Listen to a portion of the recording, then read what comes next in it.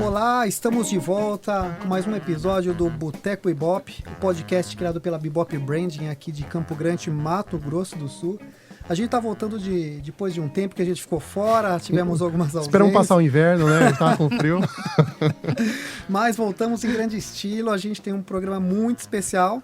Antes de começar, queria agradecer de novo a Blink por ceder os estúdios dela pra gente. Muito aqui. legal. Muito legal. E quem tá aqui do meu lado é o Bruno Bigarella, meu sócio, mas Bom temos dia, boa tarde, boa noite. Vai faltar parede para tanto diploma hoje, hein, dona? Então deixa eu dar uma introdução. A minha introdução vai ser meio longa. O nosso tema de hoje é um assunto que há muito tempo a gente queria abordar, né? É verdade. Eu acho que a gente criou esse podcast para falar de brand, de comunicação, sim, mas a verdade é que no cerne desse podcast está a busca por entender esse ser humano, os anseios, seus desejos, né? Eu lembro que no episódio que a gente falou de branding, a gente falou muito que a gente quer encontrar essa conexão emocional com a marca, né? Que a gente está construído. E foi em busca desse conhecimento, de entender mais a psique humana, o comportamento, né? Que a gente elegeu o tema desse podcast, que é economia comportamental. Isso é muito interessante. Só para vocês terem uma ideia da importância desse tema, o pioneiro da economia comportamental, Daniel Kahneman, foi o vencedor do Prêmio Nobel de Economia, né? E aqui já vem a parte mais interessante, né, Bruno, que eu queria começar aqui. Ele ganhou um Prêmio Nobel de Economia e ele não é economista, ele é um psicólogo. Exatamente. Isso eu acho que é a parte mais interessante, né? E a gente estava ansioso por esse tema porque, basicamente, a economia comportamental, os nossos convidados vão falar mais sobre isso, mostra que, ao contrário do que nós pensamos, nós somos seres pouco racionais. Eu ia dizer que nós somos seres emocionais ou seres quase racionais, mas eu prefiro dizer que somos seres pouco racionais. E a economia comportamental prega que isso compromete e muito nossas tomadas de decisões, provando que a grande maioria delas são produtos não de processos racionais, mas de processos automáticos, quase instintivos. Está ficando difícil, mas calma que vai ficar mais claro, né? E é isso, vamos lá. Está no ar, Boteco Bebop.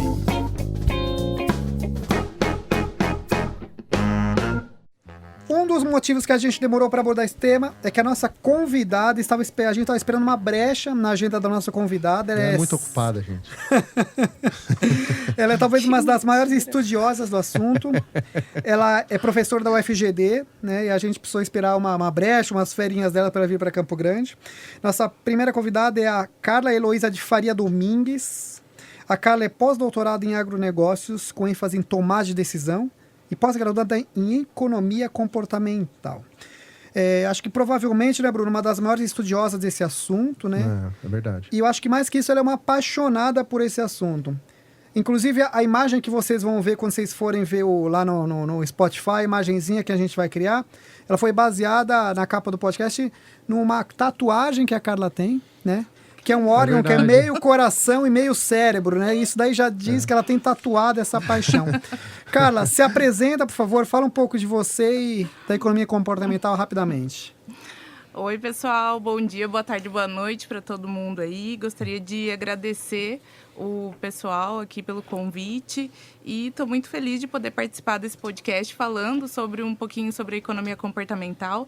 Na verdade, a minha formação, eu sou zootecnista, né, mestrado, doutorado em zootecnia, mas foi no pós-doutorado que realmente eu me encontrei nessa área de tomada de decisão e que conheci a economia comportamental, que eu sou realmente apaixonada. Estou terminando a pós-graduação agora lá na ESPM em Economia Comportamental.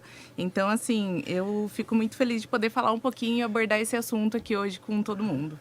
E por que te fascina tanto esse tema? Fala um pouco, Carla. Acho que é porque eu sempre fui muito observadora. Então, assim, como eu vim da área das agrárias, em que eu estudava praticamente na área de produção animal, então o que a gente deveria fazer para produzir melhor, né, os animais, essa área de observar o lado do ser humano, né, o ser humano que produz daí os animais, enfim.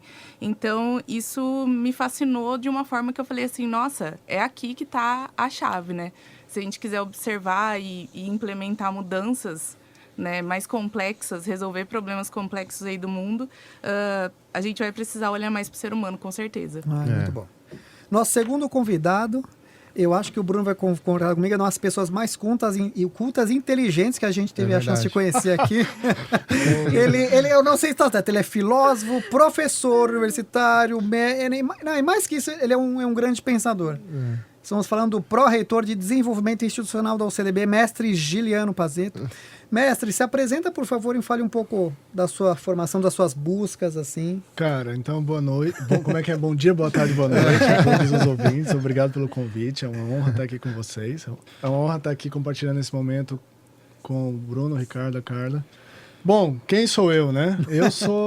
Em primeiro lugar, eu sou um curioso. Então, sou filósofo de formação, depois mestrado e doutorado em psicologia. E umas andanças por aí, né? Fora isso daí, a gente fez umas andanças por aí, fazendo alguns cursos.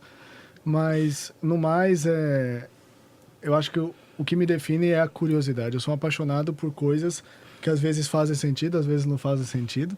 Mas isso é um mal de filósofo. É bom que as nossas conversas são sempre muito densas e muito conteúdo, é muito legal. Isso é muito legal, o Bruno falou, porque eu acho que diferente dos outros podcasts, que foi mais uma discussão, eu acho que objetiva, eu acho que o nosso papo, pelo que a gente teve uma reunião antes de montar essa pauta, ele vai ser super não linear, ele vai para caminhos, vai e volta, e eu acho que essa proposta mesmo é mais um entendimento, assim. Eu acho que agora eu posso abrir o tema. Carla, eu vou pedir licença para tentar fazer uma introdução ao tema economia comportamental. Claro. E eu quero depois você me corrija, tá? Vou tentar, eu anotei aqui. Eu acho que a grande premissa da economia comportamental é que ela diz que nosso cérebro tem 2 sistemas, que ele chama de sistema 1 e sistema 2. E por que ele tem 2 sistemas assim? Porque foi uma forma que o corpo encontrou para economizar energia. Por quê? Porque o nosso cérebro, a Carla falou, que ele consome simplesmente 20% da nossa energia, né?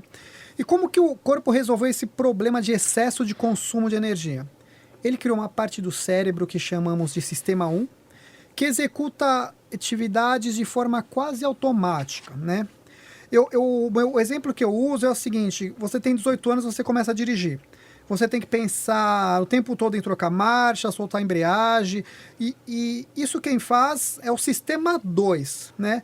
A parte do cérebro mais racional, que exige, né, pensamento e atividades mais complexas. Porém, com o passar do tempo, o corpo vai percebendo que você executa essa atividade diariamente, então ele vai criando atalhos, assim, né? É isso que é interessante.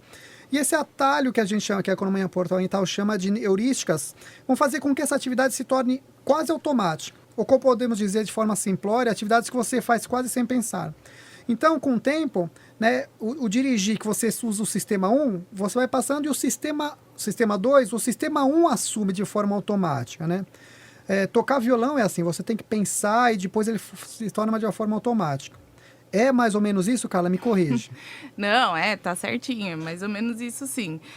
Bom, a economia comportamental, ela é uma área, né, uma ciência que surge ali da junção da economia com a psicologia. Então, ela veio para resolver um problema que acontecia lá da teoria econômica clássica, né? Sim. Que desenvolvia os modelos tentando entender como o ser humano ele deveria se comportar. A economia comportamental ela surge para tentar entender e modelar como o ser humano ele realmente se comporta, né? E aí que ao longo da história e tudo mais, dentro da teoria econômica clássica, o ser humano ele é dito como 100% racional. Sim. Então, os pesquisadores começaram a observar que os modelos, na verdade, de previsão que eram criados, eles, na verdade, era que ia se observar o ser humano se comportando na vida, né, no dia a dia, que eles não se comportavam da maneira como eles deveriam se comportar. E aí, dúvidas começaram a surgir. Então, surgiu o conceito de racionalidade limitada. Então, na verdade... Bom, esse conceito. Isso, na verdade, não é que nós fazemos muitas coisas de forma irracional. Quer dizer que a nossa racionalidade, ela tem um limite. E aí surge a economia comportamental. Vem o Daniel Kahneman, né, que trouxe as questões, fatores da psicologia dentro estudando dentro do aspecto econômico e aí consegue ganhar o Prêmio Nobel em Economia em 2002. Então, foi super importante. E dentro do livro dele, que é um livro muito legal, que eu recomendo todo mundo, né, de qualquer área, esse livro ele tem que ser de cabeceira, ele lá em Harvard, em qualquer lugar que vocês imaginarem, todo mundo recomenda que esse livro hoje em dia ele seja lido, que é o Rápido e Devagar, Duas Formas de Pensar. Então, lá dentro do livro, que ele traz esse conceito dos dois sistemas, mas ele é um conceito que ele coloca ali de forma metafórica, né? Porque, na verdade, o nosso cérebro, ele trabalha em conjunto. Então, não é assim, quando o sistema 1 ele está ativo, o sistema 2 ele não está, né? Então, tudo funciona ali meio que em conjunto, mas sim, para ficar mais fácil de entender. Então, como que o nosso cérebro ele trabalha? Seria em dois sistemas. O sistema 1 é o sistema rápido, é o nosso intuitivo, emocional. Então, ele age na nossa tomada de decisão para situações mais cotidianas. Ele também controlaria algumas funções automáticas do nosso corpo, né? Sim, batimento cardíaco, com certeza. Né? Tem um porque pouco disso 95% das decisões que a gente toma, né, das ações que a gente toma durante o nosso dia a dia, é feito de forma automática, intuitiva. Então, ele vem desse sistema que é o sistema 1. E o sistema 2, ele é o sistema que ele coloca lá como sistema devagar, né? Então, ele é devagar, ele é mais preguiçoso, porque é ele que toma as decisões que são mais complexas, né? E isso demanda esforço. E esforço vem daquela questão que o Ricardo colocou, que o nosso cérebro ele precisa economizar energia. Então, quanto menos ele puder gastar de energia, ele vai tentar fazer o máximo para não gastar energia. Isso é muito legal, porque eu acho que o grande lance que a gente está falando isso, que eu acho que é a grande descoberta, é que a gente, até eu acho que o surgimento dessa disciplina, a gente achava que a gente tinha essa racionalidade total, mas a gente descobriu que grande parte das nossas decisões são tomadas pelo sistema 1, que é uma coisa intuitiva, né? E isso mexe com toda a esfera, com toda, né, nossa cadeia e com a economia principalmente. Por isso que é tão interessante, né? E isso é o que eles chamam de vieses, que a gente vai falar que é a parte interessante, como a gente é enganado pela nossa mente, né? A gente toma decisões. Mestre, você está olhando, pode interromper aqui assim esse bate-papo. Não, é isso mesmo. Eu acho que uma coisa muito legal que está sendo proposta aqui, tem um livro que particularmente eu gosto do título dele. O livro não tanto, mas o título é legal. Que se chama assim, Previsivelmente Irracional. É fantástico. Né? Da Ariely. Dan Ariely. Esse cara é A bom. gente tem que falar dele. Vamos Esse falar cara dele. é bom. E aí, o que acontece? Existe um negócio que eu acho que é muito interessante na história do pensamento ocidental, que é que por muito tempo se apostou num negócio chamado ego. E ego enquanto razão. E isso daqui é o que funda, por exemplo, algumas instituições que nós estamos muito acostumados, tipo o direito. O direito, ainda que existam as atenuantes, ele está fundado na ideia de que o ser humano é um pressuposto racional. Sim. Ou seja, é a ideia de autonomia, a ideia de liberdade. Então, por quê? Porque daí nasce a ideia de indivíduo, e é por isso que eu só posso imputar no direito o indivíduo. E o indivíduo tem que ser racional, porque senão se ele não é racional, portanto, se ele sofre os efeitos das suas ações, ao invés de ser o agente dos efeitos das suas ações, ele não pode ser culpado. Então, isso é interessante. E quando se começa a falar de sistema 1, sistema 2, que na minha praia a gente dá outro nome para isso, que a gente chama de sistema homeostático e sistema interoceptivo, né? Sim. O que a gente começa a pensar e a falar sobre isso? É que, de fato, aquilo que nós somos muito mais do que aquilo que nós pensamos que nós somos, primeiro ponto.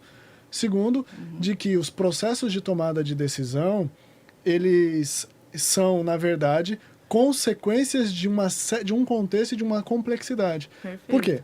Porque a gente tem a falsa ideia, de que as nossas decisões são lineares. Eu tomei uma decisão linear. É igual a história. Quer ver um exemplo simples? O cara ou a menina começaram a se gostar. Tá. Né? E aí começam a se relacionar e não há motivo racional para que esses dois se gostem. Ali a dopamina tá bombando, Com né? certeza. E vamos embora, né? Não há motivo racional, é bom. Não há motivo racional, né? Aliás, o Derrida tem uma expressão muito legal que ele fala o seguinte: a gente só se apaixona pelas idiotices e pelas loucuras dos outros, né? Por quê? Porque aquilo que a pessoa tem de normal é normal, todo mundo tem. É verdade. Então tem que ter um negócio diferente. Inclusive, Isso que você falou é muito legal, porque tem estudos até que mostram que, por exemplo, quando você acelera a frequência cardíaca, se você subir uma escada, por exemplo, a probabilidade de você se apaixonar pela pessoa depois que você vê, ela maior? aumenta. Claro. Porque Isso é muito aumenta. bom. Isso, Tá liberando mais hormônio. né? E também, gente, hashtag fica a dica. Dicas para conquistar o mozão. Suba a escada correndo.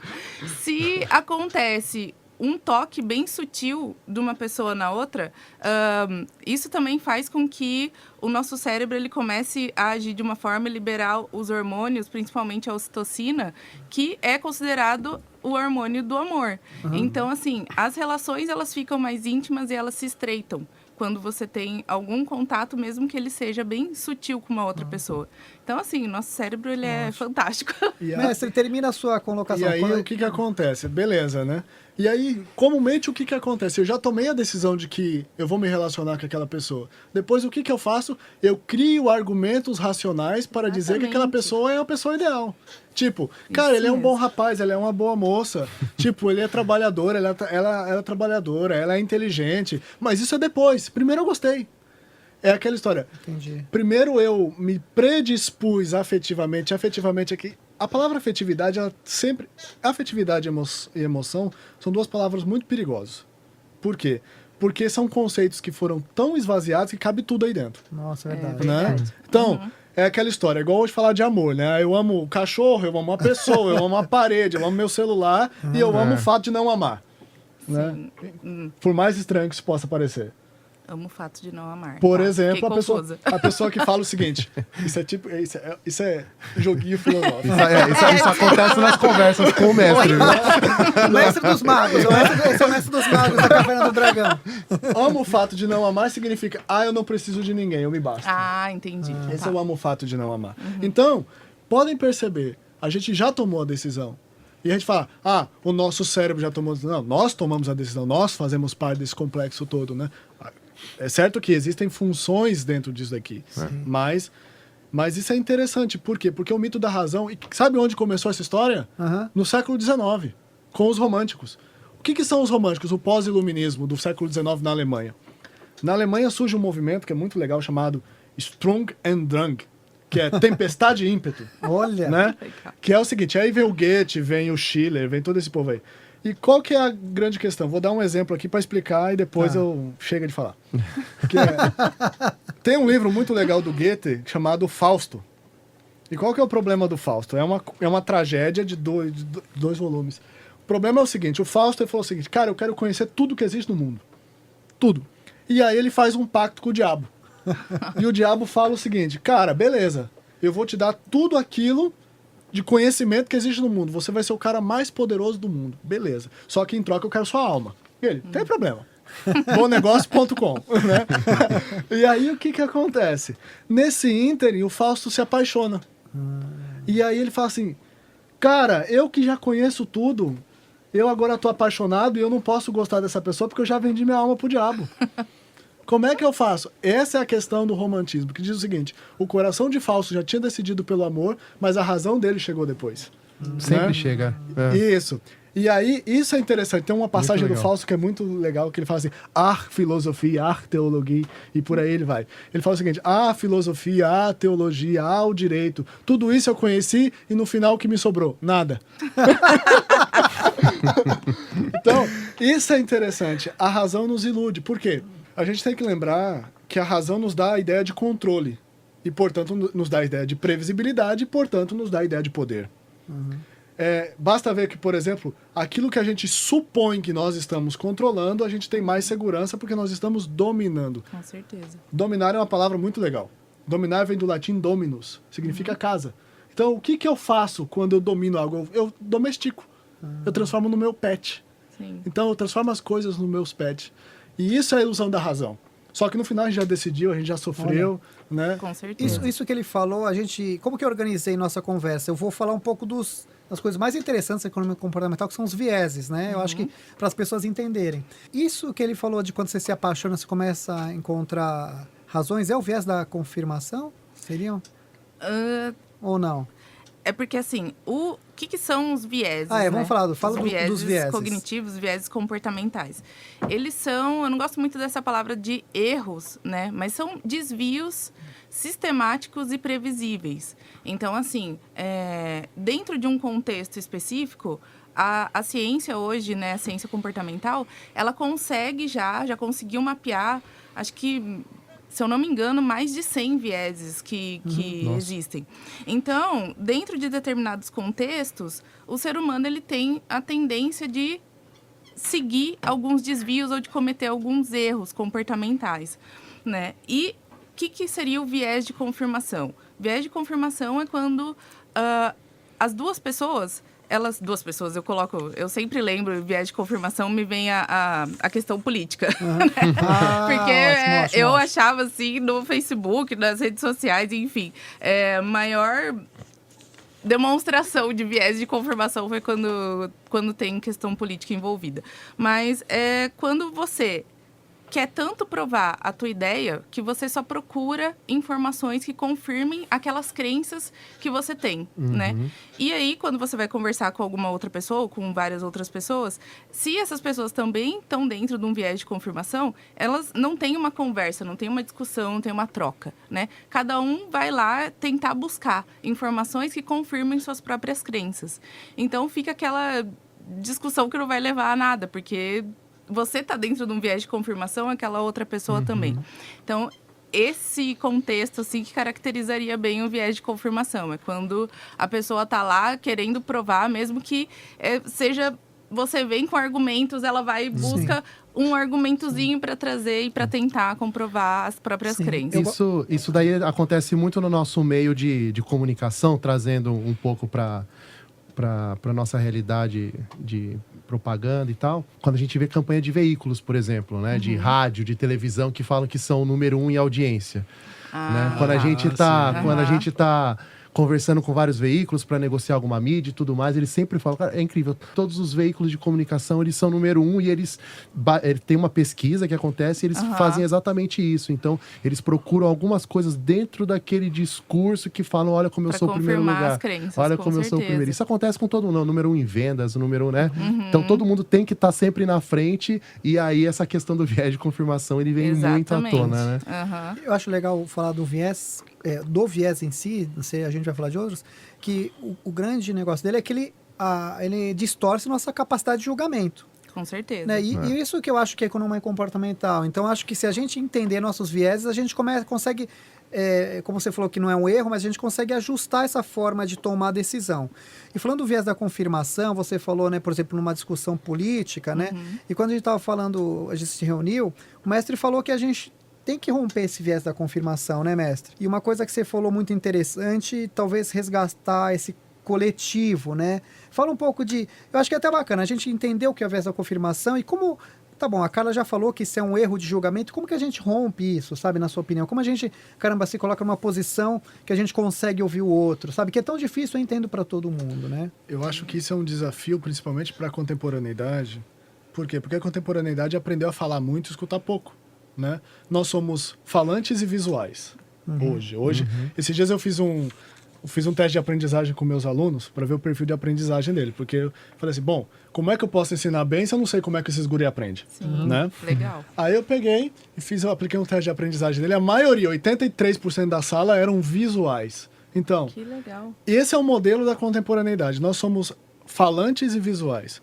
E aí o que acontece? Quando a gente transporta isso daqui para o âmbito das confirmações e tudo isso, hoje em dia existe uma falsa ideia de que todo mundo tem que ser o número 1.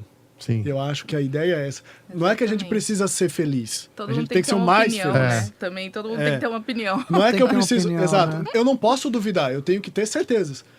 Cada vez mais o espaço da pergunta está deixando de existir e o espaço das respostas. Então, verdade. eu brinco com meus alunos aqui. Se você quer falar qualquer coisa e a pessoa concordar com você, sempre comece com evidentemente. Eu brinco sempre. O cara não consegue nem... né? Exato. Estufa o peito e diga, evidentemente, porque aí o cara fala, não, é verdade, pronto, já confirmou, a vida que segue. Tudo que você falar daí pra frente, o cara vai concordar. Então, e isso é muito da contemporaneidade, a ideia de que apenas a minha opinião tem que ter peso. Só que a gente se esquece de que nós, como seres de relação, nós somos intersubjetivos. Então, ninguém pediu para nascer, nós nascemos de uma intersubjetividade chamada homem, mulher, família, pai, mãe, como queiram chamar. Essa intersubjetividade gerou um negócio lá na nossa primeira infância, chamado, que o pessoal gosta de usar o termo em inglês, teoria do attachment, que é a teoria do vínculo. Gera uma teoria do vínculo que, fundamentalmente, o que acontece? Você quer ser reconhecido, e reconhecido não apenas do ponto de vista racional, não, você é uma pessoa plausível. Esse é outro argumento bom. O seu argumento é razoável, é plausível, né? Não, mas você quer ser reconhecido como pessoa. E aí, esse reconhecimento como pessoa, ele produz um efeito muito básico, desde lá do princípio do homeostase social, que é quando, de fato, você faz troca do toque, troca hormonal, você, de fato, se sente acolhido. Ou, cara, eu tô sentindo um frio na barriga, eu não sei por que eu tô com frio na barriga. Será que é porque eu tô falando aqui na Blink? Não sei. Né? Então, até os pontos mais elevados, que é o reconhecimento de um discurso. Só que a gente se esquece disso. E aí, o que acontece? De novo, a razão, que é um instrumento fantástico, ela nos dá a falsa impressão de que a nossa cadeira é sempre mais confortável que a dos outros. E, portanto, eu posso falar melhor. Mas isso não é verdade. Para chegar onde nós chegamos aqui, nessa quinta-feira, não sei que dia que vai passar, mas hoje é quinta-feira, tá, gente? Para chegar onde nós chegamos aqui, muita gente já contribuiu com a nossa vida. Com certeza. Muita gente já contribuiu com o nosso processo e muitas das decisões que nós tomamos hoje foi influenciado por essas pessoas. O Shakespeare tem uma expressão que diz o seguinte: nós, conforme a gente vai amadurecendo, a gente percebe que nós temos muito mais dos nossos pais do que a gente imaginava. Sim. E isso diz uma coisa muito simples. Essa costura que foi sendo feita por baixo da nossa subjetividade, ela foi feita por meio das relações, por meio das decisões afetivas. Decisões afetivas. Não foi o fato do meu pai ter comprado meu caderno e mandado eu estudar tabuada, mas foi o fato de meu pai mostrando pelo exemplo dele de que tabuada é importante. Portanto, matemática é importante, portanto, estudo é importante. Então, essa amarração, a gente nega isso daqui. Por quê? Porque a gente sempre acha que a gente nasceu da chocadeira. O que é nascer da chocadeira? Eu me fiz sozinho, meu. Olha, muito bom isso. Calm down. Né? Vamos dar uma segurada aí. Muito bom. E hoje em dia, eu acho que eu gosto... Nossa, eu sou totalmente da área científica, né? Então, assim, eu procuro as evidências, os fatos. Eu acho que hoje em dia falta muito, assim, para as pessoas conseguirem identificar o que realmente é um fato, o que tem evidência, o que parte de um conhecimento científico, o que não é um conhecimento científico, e conseguir desenvolver a mentalidade científica, né? Porque as pessoas, elas não questionam mais, né? Então, assim, o que nos diferencia lá dos nossos relativos mais próximos, que são os primatas, é justamente esse ponto de conseguir perguntar, questionar, levantar questões e soluções para problemas complexos. Hoje em dia, como o acesso à informação ele é muito fácil, muito rápido, as pessoas, elas se baseiam em informações que não têm, na verdade, embasamento. É verdade. Né? Então, assim, as relações, e como o ser humano ele é um ser social, ele precisa se relacionar e ele precisa estar ali cada vez mais presente. E hoje em dia, nós somos, a internet, as redes sociais, elas são uma extensão, né, do nosso ser. Sim. Então, não tem como desvincular mais isso. E por isso que eu sempre tento desenvolver lá nos meus alunos, né, na pós-graduação, principalmente, falo assim, se vocês saírem daqui sem conseguir levantar questões muito boas, né, eu não consegui formar ninguém legal. Porque, assim, as respostas, ótimo, né? A gente conseguiu chegar em algumas respostas.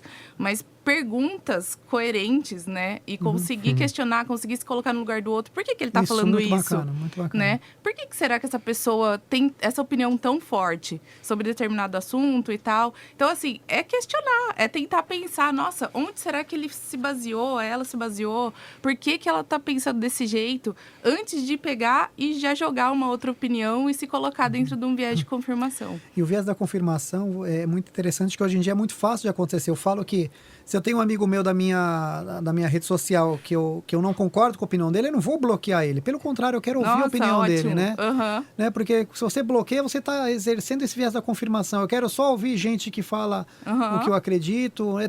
E esses meus amigos que pensam diferente de mim, às vezes eles postam uma coisa que eu concordo com eles. Eu falo, ele tem razão nisso, Sim. né? A gente cai num erro de achar que 100% das pessoas que pensam diferente da gente, 100% daquilo que elas falam a gente tem uma opinião contrária e Com parece que a gente certeza. esquece que temos vários pontos em comum, né? E realmente esse mundo da internet, de rede social, parece que realmente sobram respostas e faltam perguntas, né? Não, com certeza. Ô, mestre, a gente tava lá fora falando de uma série que eu acho sensacional, chama Years and Years, né? E ele lembrou um papo que a gente falou, Years and Years, da HBO, assista, é muito interessante, que eu acho que ele fala muito o que a gente tá vivendo. E você falou que a gente tá numa época de interreino, você lembra que você falou isso? Eu anotei aí. E fala um pouco desse interreinos, é um desequilíbrio? A gente tá num momento de desequilíbrio, tá em busca de um... O que você... Bom, então vamos contextualizar. O conceito de interreino é um conceito de Gramsci. Gramsci é um sociólogo italiano do final do 19, começo do 20. E o que é fundamentalmente o conceito dele? É o seguinte, ele diz que todas as vezes que modelos de sociedade... A sociedade tem um começo, tem um ápice e depois ela declina. Né? Tá. Ninguém nunca vai pensar que o Império Romano foi o Império Romano, declinou, hoje você vai lá em Roma, só tem as ruínas lá do Coliseu. Né? Então nós não vamos acreditar que os nossos modelos de sociedade são eternos. E aí o que acontece? Quando um sistema está rompendo, ele está colapsando, e outro sistema está nascendo, existe esse período de instabilidade. E a esse período de instabilidade, Gramsci dará o nome de interreino. E aí o que acontece? Pensando isso a partir de tudo aquilo que a gente está conversando. Hoje nós vivemos um período que é esse período de sobreposição daquilo. A gente fala de sobreposição geracional, tanto é que a gente fala os milênios, tem o milênio do nós, o milênio do eu. Já inventaram tanta geração, É verdade. né? Que é a geração da geração, e por aí vai. Mas a gente trabalha com a ideia de sobreposição hoje, de tal maneira que contextos, visões de mundo e sociedades muito diferentes, elas podem coabitar. Né? E isso é interessante. Sim. Só que o que isso tem produzido como efeito colateral ou efeito não esperado?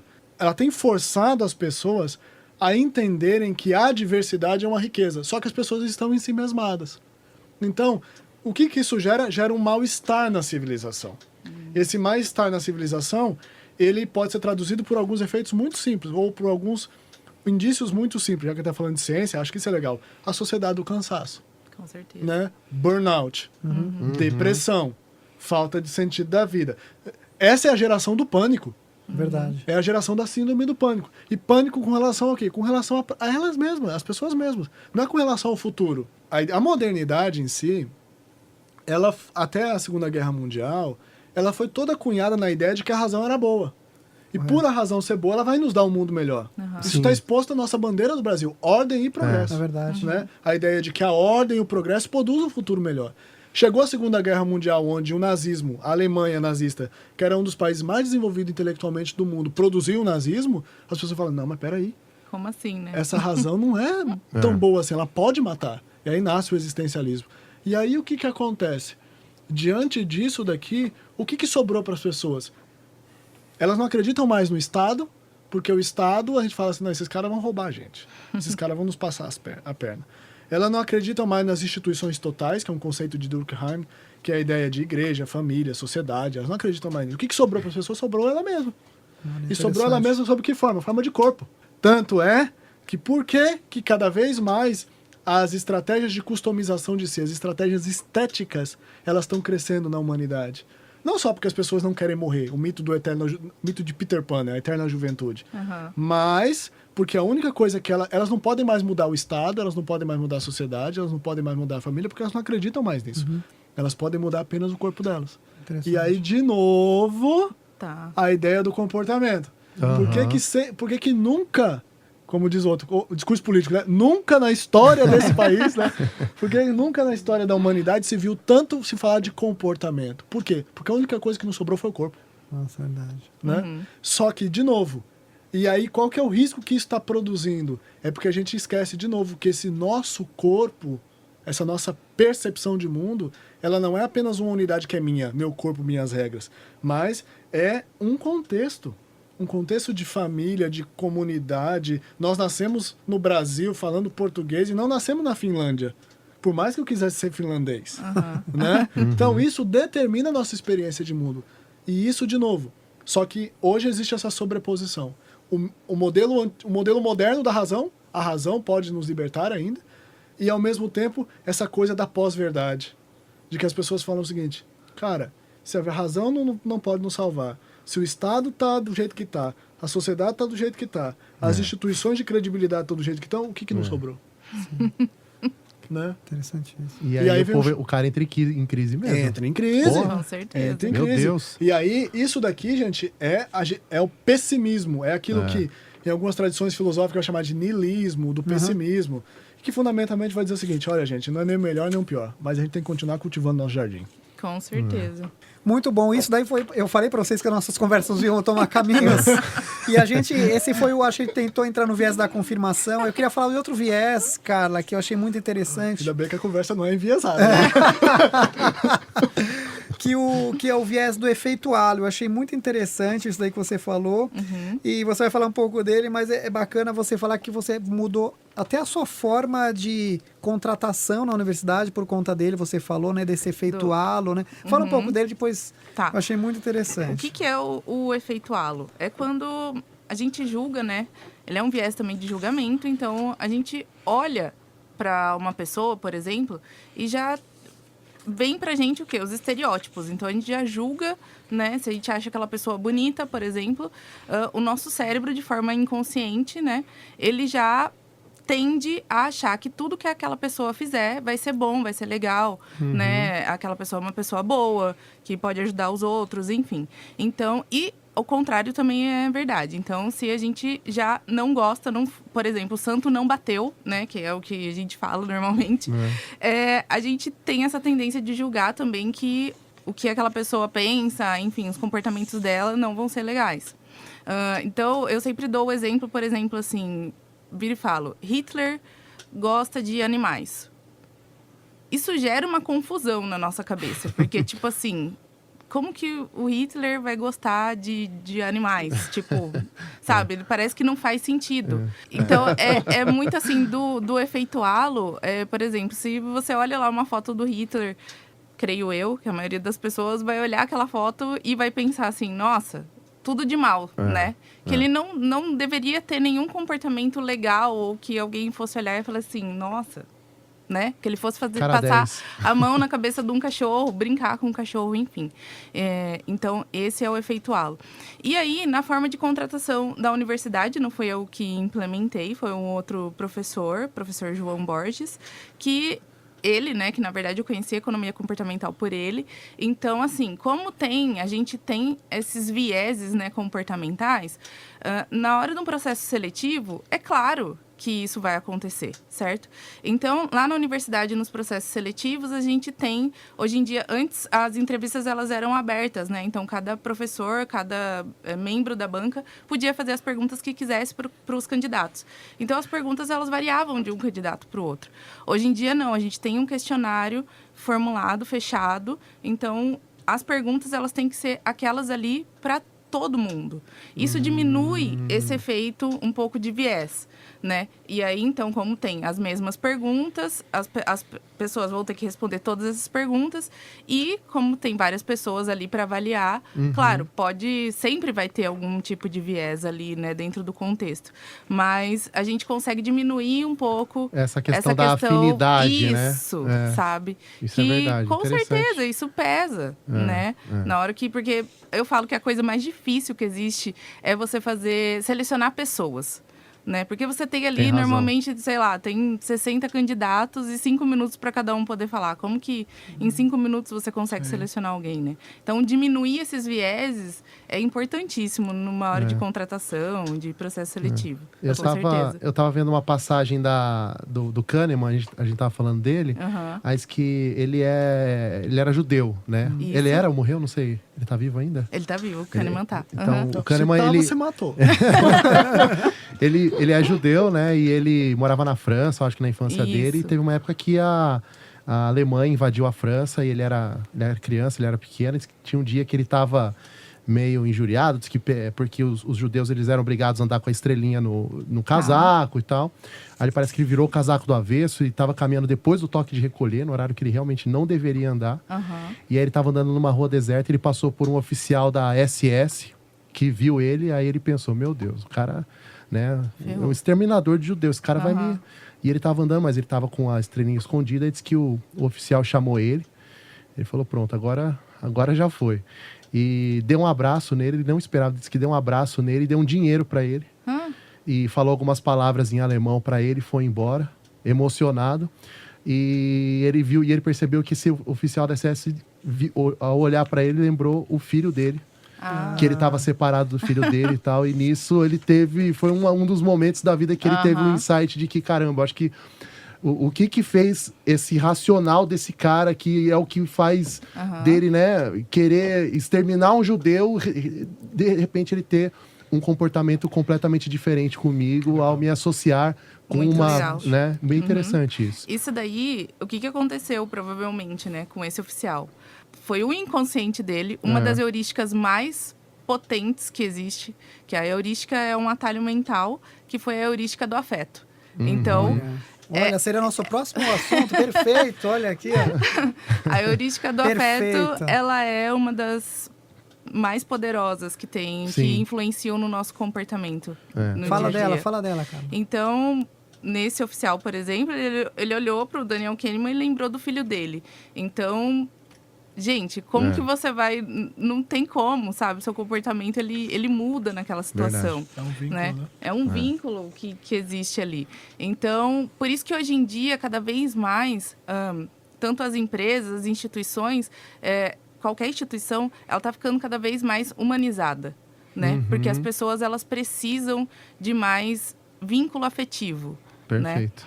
E quando você consegue ativar essa heurística do afeto, você consegue fazer com que as pessoas, elas tenham laços mais duradouros Perfeito. com a tua instituição, com a sua pessoa, enfim. Porque gerar emoção positiva nas pessoas é, assim, poderosíssimo, né? Quando a gente gera uma emoção negativa em uma pessoa, essa emoção negativa, ela tem um poder de impacto, um peso, como se fosse de 4 vezes maior do que quando você gera uma emoção positiva. Nossa, olha que Então, assim, interessante.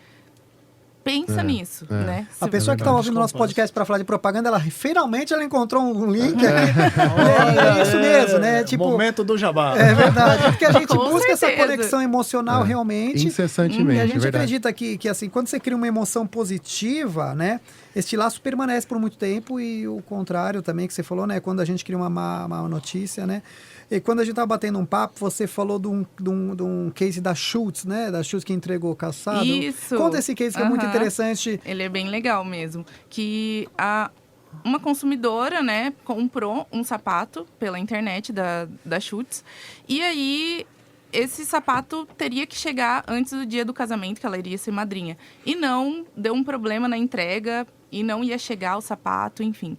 Aí só sei que ela pegou e fez comentário nas redes sociais. E aquele comentário que ela fez gerou ali, viralizou e depois de menos de 1 hora já tinham sei lá quantos mil comentários. Então, isso para a marca é muito ruim, porque está gerando ali uma imagem muito negativa, né? Pensa, a pessoa pegou, escolheu o vestido, escolheu aquele sapato para combinar com o vestido, ela ia ser madrinha de um casamento. Então, tinha ali já aquele vínculo afetivo, emocional naquela peça.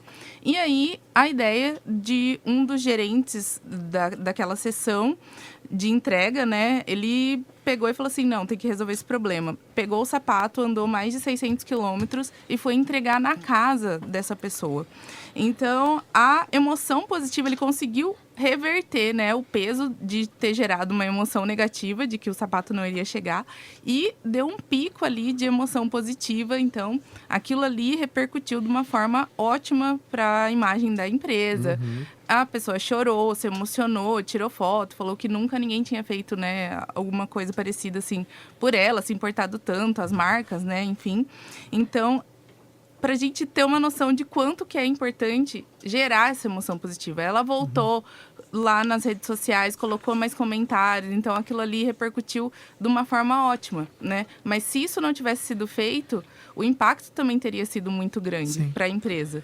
Eu acho que aqui tem um ponto importante, pegando o gancho aqui. Já que a gente está falando de afeto, acho que tem duas coisas que são bem legais. A primeira é, tá mais que provado que a gente aprende melhor em condições de estímulo afetivo positivo. Isso daí é neuroplasticidade. Com certeza. Então, o que acontece? Se eu estou aprendendo alguma coisa e essa coisa vem acompanhada de um reforço emotivo positivo, eu aprendo melhor. Prova disso. Estou lá no meu YouTube estudando um tutorial. Como resolver o problema do microfone. E aí, de repente, eu consegui não apenas resolver o problema do meu microfone, mas chegou uma pessoa e falou assim, cara, que massa, você sabe resolver o problema do microfone. Isso vai reforçar mais. E eu vou querer aprender mais como resolver esse tipo de coisa. Então esse é o primeiro ponto. Depois tem um cara que é famoso, Damasio, ele vai trabalhar com a hipótese do marcador somático. O que na verdade é a hipótese do marcador somático? É quanto e como as nossas emoções influenciam no nosso processo de tomada de decisão. Exatamente. E aí o que acontece? Um exemplo muito simples. Eu tô lá, acordei segunda-feira de mau humor. Fui trabalhar. De repente, eu encontro as entidades na minha frente. Os meus alunos, por aí, vai lá na universidade. As entidades. Né? As entidades, né? Aí você coloca aquela plaquinha assim, qual demônio vai ser meu mestre hoje? A plaquinha motivacional, para começar bem amanhã. E aí o que acontece? Qual que é a minha disposição para tomar decisões? É mínima. Eu vou tomar, a tendência é que eu tome decisões sempre no sentido negativo. Por isso que alguns estudiosos falam que o melhor dia para se fazer reunião é terça-feira. É mesmo? É verdade. Né? Porque segunda-feira você tá embalando ainda, então você tá com aquela preguiça do domingo. Verdade. De quarta pra frente, quarta você já tá sentindo cansado da semana. Quinta e sexta-feira, um abraço. É verdade. Né? Então, o dia ideal para fazer reuniões Muito é bom. terça-feira. Isso, por quê? Porque isso influencia no seu processo de tomada de decisão. Outra coisa, que a gente percebe muito, a questão da confirmação. A gente falou do viés da confirmação. Quer ver um exemplo muito simples? Você está numa reunião, as pessoas não sabem direito sobre o assunto que está sendo discutido. O primeiro que fala determina o resultado da reunião. Porque se a pessoa fala o seguinte, eu concordo, eu acho que isso é legal, as outras pessoas tendem a acompanhá-las, ao reforço. Vão atrás. Exato. Se ela fala não, as pessoas tendem a dizer também não. Portanto, se você está numa reunião onde você sabe que as pessoas não conhecem bem o assunto que você está propondo, seja o primeiro a falar.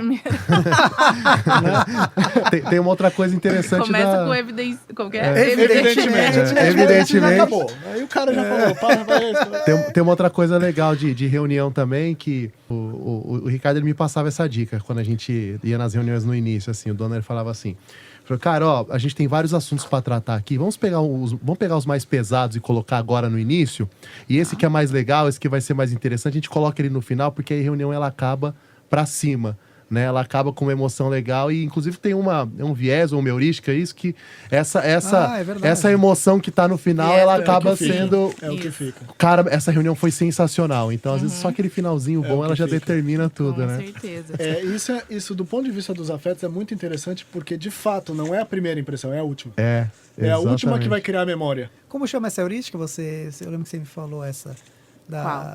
Da última impressão, aquela que a sua viagem pode ter sido péssima, mas se no último dia foi bom, você tem uma memória muito bacana. É o viés do pico-fim. Olha. Então, assim, o efeito halo que a gente falou anteriormente, ele é esse efeito da primeira impressão, né? Então, o sistema 1 a gente bate o olho e a gente identifica o estereótipo e aí, a partir desse estereótipo, a gente já julga o restante a partir desse estereótipo. Só parando nisso. E quando a gente está falando desse viés, é o sistema 1 comandando, é importante a gente, é o efeito halo, deixa eu trabalhar com o sistema 2, parar e pensar mais conscientemente. É que assim, é muito difícil a gente a todo momento controlar. Não é fácil mudar a chave. E, na verdade, tem todo um porquê, né? Que o nosso cérebro, ele trabalha dessa forma, senão a gente não teria chegado até hoje, a gente não teria sobrevivido. Porque lá nos primórdios a gente era só sistema 1. Então era aquele negócio de ação-reação e se um barulhinho na moita já saía correndo, não dá tempo, né? E isso serve para alguma coisa, né? Claro que muitas vezes o nosso sistema 1, ele é aquele que ele não duvida. Então, assim, se eu bati o olho, por exemplo, numa pessoa, um estereótipo, inteira tatuada, eu nunca vou pegar o meu cérebro, o meu sistema 1, ele nunca vai chegar à conclusão sozinho ali, ele, né? O intuitivo, e falar que essa pessoa, por exemplo, é um médico cirurgião. Exatamente. Isso é estereótipo, né? Só que aí, se eu parar para pensar e falar assim, nossa, mas não é porque a pessoa, né, Sim. inteira tatuada que, enfim. Isso é como o nosso cérebro ele tenta identificar e julgar de uma forma muito rápida para diminuir a quantidade de energia gasta. É essa questão de que quando a gente gera, pode ter sido tudo muito ruim. Só que se a gente gerar uma emoção muito positiva no final, toda aquela experiência, porque no nosso cérebro ele também trabalha com... O Daniel Kahneman coloca como 2 eus, o eu experiencial e o eu da memória. Então, o nosso, na verdade, a gente lembra depois, lá pra frente, do quê? De acordo com o nosso eu da memória, certo? Então, se a gente tem ali, junto, né, uma experiência muito boa, junto com o nosso eu da memória, que vai lembrar daquele pico no final. Se ele foi muito bom, vai levar Sim. aquela lembrança. Se ele reforço foi da muito ruim, não adianta se o resto foi bom. É o reforço né? da última experiência, Eu acho né? que aqui Exatamente. tem um ponto muito legal que a Carla está trazendo. 2 pontos. Uma coisa, eu vou retomar uma coisa lá do efeito halo, que é uma coisa... Como entender o efeito halo no nosso dia a dia, no cinema, por exemplo. Dificilmente vocês vão ver um mocinho deformado. Ah, com certeza. E comumente vocês vão ver os vilões com alguma deformidade. É verdade. Por quê? Porque se tem a ideia de que o mal, ele se encarna de tal maneira que ele deforma o corpo. Então pode ver. Tem razão. Vamos pegar os casos clássicos, né? Saiu os Avenger da vida aí. Os vilões do Avenger nunca são humanos, são humanoides. É verdade. Né? Mas eles sempre têm algum tipo de deformação. Sim, razão. Então existe Nossa. muito forte isso. Isso é uma forma de reforço que acontece no cinema, que acontece num padrão de beleza e que isso é introjetado de tal maneira que a gente reforça. A gente associa a ideia de deformidade à ideia de mal. Nossa, é verdade. Né? Assim como, por exemplo, a gente associa a ideia de punição, a ideia de uma coisa ruim, a ideia de sujeira. Minha avó, Sim. vai lá, Juliano pequeno vai ao cemitério. Foi lá no cemitério, tem que voltar para casa tomar banho. Aham. Por quê? Não, porque foi ao cemitério. Então a ideia de contato com a morte, contato com o mal, a ideia de impuridade, de sujeira. Aham. E uma outra coisa que eu acho que é bem legal aqui quando a gente fala dessa última emoção, e a Carla trouxe isso muito bem, a gente tem que lembrar que a nossa memória é sempre uma reconstrução. A nossa memória muito não bom, é eu fática. Exatamente. Isso Ela é é muito interessante. Ela é uma interpretação de uma narrativa. Uhum. E isso é interessante, porque todas as vezes que a gente revive alguma coisa, a gente ressignifica essa coisa. Para o bem Legal. ou para o mal. Então, se eu pedir isso... Quer ver? A prova disso é o seguinte. 3 pessoas que viveram a mesma situação. Peçam para elas contar a situação. Muito provavelmente haverá complementação e também haverá diferença. É. Por quê? Claro. Porque o nosso cérebro não trabalha com buraco, não trabalha com janelas. A gente precisa Exatamente. reconstruir o caminho. Por quê? Porque é um caminho de aprendizagem.